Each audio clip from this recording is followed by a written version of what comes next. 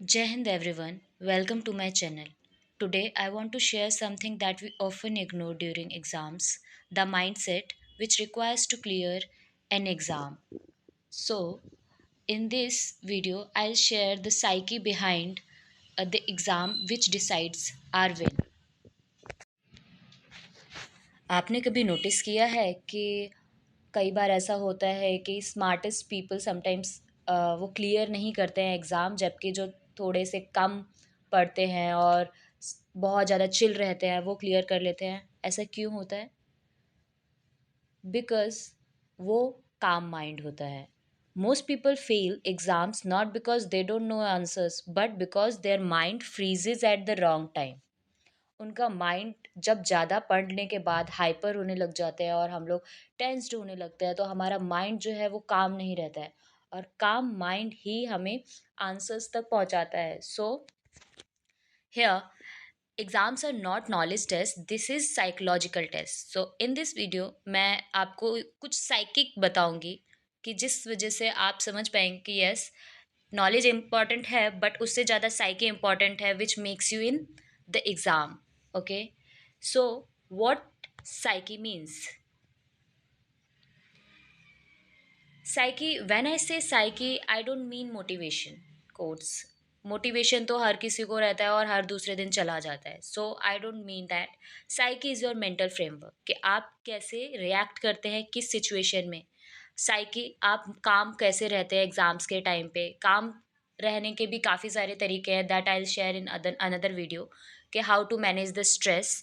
Logical decisions कैसे ले सकता है कि एट द टाइम जब आप एग्ज़ाम दे रहे हैं और डिफ़िकल्ट आता है या इजी आता है, at that moment you decides कि आपको कितने न क्वेश्चन जो हैं वो अटेम्प्ट करने हैं। That is logical decisions. And आपको क्वेश्चन अटेम्प्ट करना है नहीं करना है, दैट ऑल्सो डिसीजन। तो इस वो जो प्रेशर सिचुएशन होती है उसको आप कैसे हैंडल करते हैं और अपनी जो प्रोडक्टिविटी है उसको कैसे मैक्सिमाइज करते हैं, दैट इज़ अबाउट साइकी। तो साइकी डिसाइड्स कि आप किस तरीके से अपने आप को मेंटेन करके एग्ज़ाम में ज़्यादा स्कोर ला सकते हैं। सो एग्ज़ाम एक्चुअली एक प्रोबेबिलिटी गेम है। अगर मैं आपको बताऊं कि ये नॉलेज गेम तो है बट उतना नहीं है जितना मैं कहूँ कि ये थोड़ा मैथमेटिकल क्वेश्चन की साइड चला जाता है। ये थोड़ा सा प्रोबेबिलिटी गेम है कि आपको समझना पड़ेगा। आजकल जो एग्ज़ाम्स होते हैं उनमें नेगेटिव मार्किंग होती है, और नेगेटिव मार्किंग की वजह से कई बार होता है कि स्टूडेंट्स अपना पेपर देते तो हैं बट नेगेटिव मार्किंग ज़्यादा स्कोर कर देते हैं, जिसकी वजह से वो अपना सिलेक्शन नहीं करा पाते हैं। तो उनको लगता है कि मुझे सब कुछ आना चाहिए पेपर में। अगर मैं पेपर देने जा रहा हूँ तो मुझे सारे क्वेश्चंस आने चाहिए, सारा कुछ आना चाहिए, मुझे सारा सिलेबस कंप्लीट करके पढ़ना पड़ेगा। No, it's not. You have to decide. ये भी साइकी होती है कि आपको समझना पड़ेगा कि मुझे किसका वेटेज कितना है, मुझे कौन सा टॉपिक पढ़ना है, कौन सा टॉपिक नहीं पढ़ना है, और वो उस पे थोड़ा सा कॉन्फिडेंट होना पड़ेगा। एंड प्रोबेबिलिटी गेम यह रहता है कि मेरा कितना सेफ स्कोर निकाल सकता हूँ मैं। तो it is about, goal is not about attempt everything. आप सभी नहीं अटेम्प्ट कर सकते हो, आपको अपना नेट स्कोर मैक्सिमाइज करना पड़ेगा। तो वो प्रोबेबिलिटी आपको यूज़ करनी पड़ेगी उसमें। टॉपर्स होते हैं वो कभी भी सारे क्वेश्चंस नहीं अटेम्प्ट करते, या फिर ऐसा नहीं होता कि उनको सब कुछ आता है, बट उनको इतना पता होता है कि वो कितने स्कोर्स में या कितने नंबर ऑफ क्वेश्चंस अटेम्प्ट करने में अपने हाईएस्ट प्रोडक्टिविटी निकाल सकते हैं और सेफ स्कोर करके पेपर लगा सकते हैं। आपको पेपर में पीएचडी करनी नहीं है basically. So here is example, I am saying, let's say कि 100 क्वेश्चन है और 200 मार्क्स के हैं, और जनरली 1/3 नेगेटिव मार्किंग होती है। I am talking about common general exams, but ये वेरी कर सकता है। तो जनरली हम लोगों को 3 टाइप के क्वेश्चंस होते हैं। एक तो होते हैं जो श्योर श्योर पता होते हैं, तो वो तो हमें बेसिकली अटेम्प्ट कर देना ही चाहिए। दूसरे होते हैं जिसमें हमें 70% पता होता है, तो उसमें भी हमें अटेम्प्ट करना ही चाहिए बेसिकली, क्योंकि वो हमें पॉजिटिव ही पहुंचाएंगे। Okay.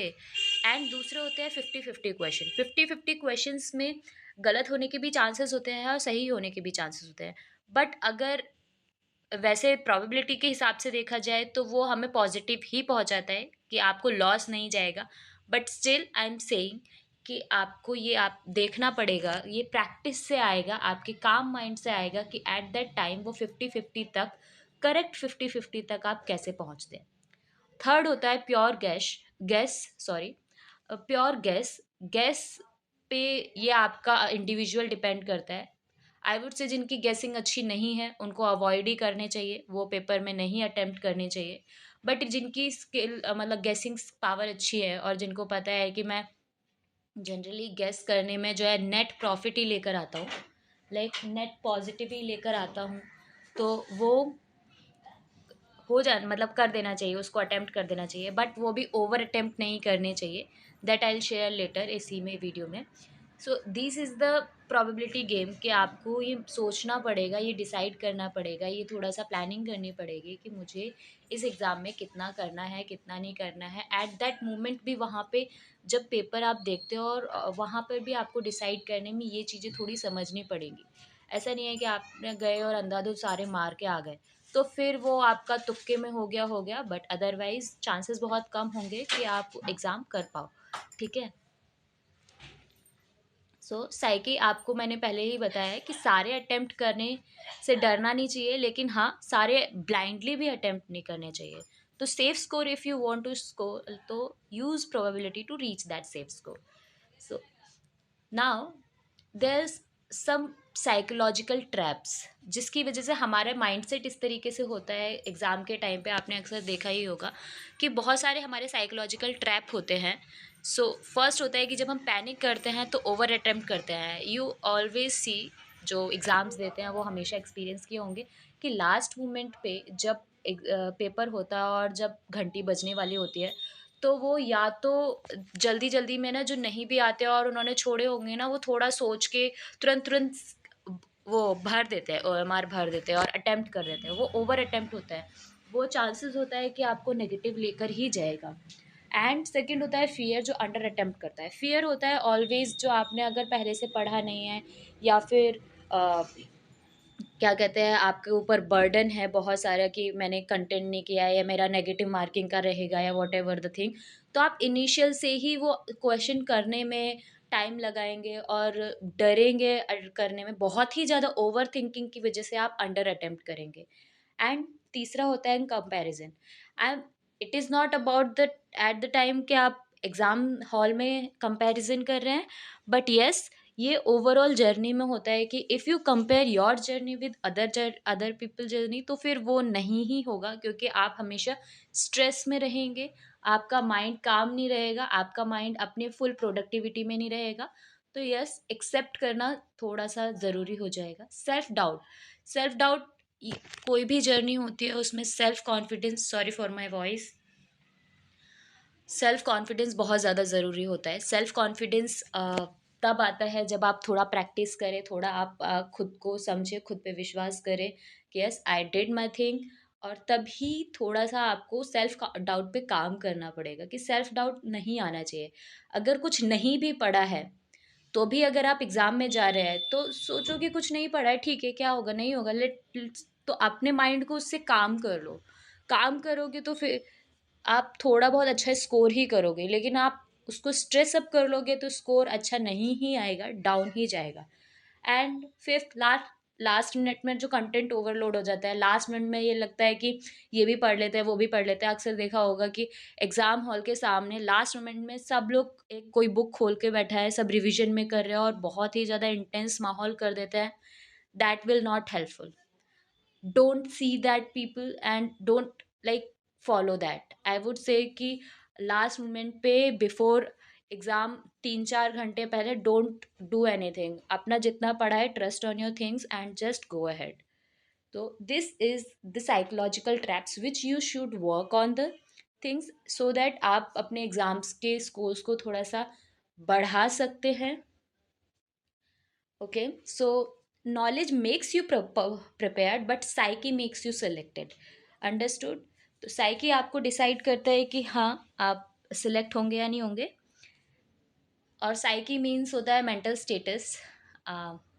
Basically I forget to introduce myself in the beginning. Right now I am saying that I am pursuing counseling psychology, so I have some ideas and my experience, so I am sharing this to help you कि मैं अपनी जो जितनी मेरी knowledge है या experiences है, I can help you in understanding because I have seen a lot of people जो इनिशियली पेपर सोचते हैं कि ये पेपर देते हैं और देने चले जाते हैं without understanding the psyche behind that कि मुझे किस तरीके से उसको फ्रेम करना है, कैसे प्लान करना है और क्या चीज़ें फॉलो करनी है, और उसी में उनके कई साल चले जाते हैं. सो I think I have done. If anything requires, I'll share in another videos. And so, if you like this short breakdown, so do subscribe, and I'll share more practical tips and real strategies from my own journeys and own experiences.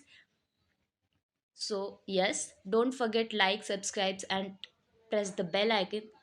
Thank you so much. Signing off.